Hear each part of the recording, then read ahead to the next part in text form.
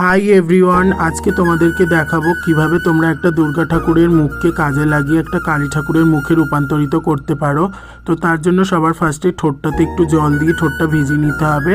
তো তারপরে আমরা যেভাবে নেল এক্সটেনশন করার সময় নেলের কিউটিক্যাল মেশিন দিয়ে কিউটিক্যাল এরিয়াটাকে কাট করি, সেভাবে ঠোঁটটাকে আমরা একটা চাকুর সাহায্যে কাট করে নেব।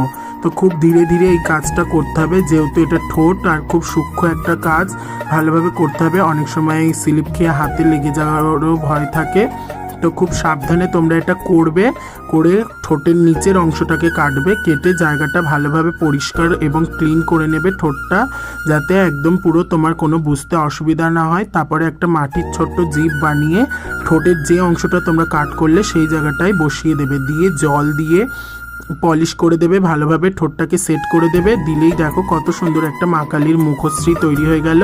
ভিডিও ভালো লাগলে পাশে থেকো আর সাথে থেকো।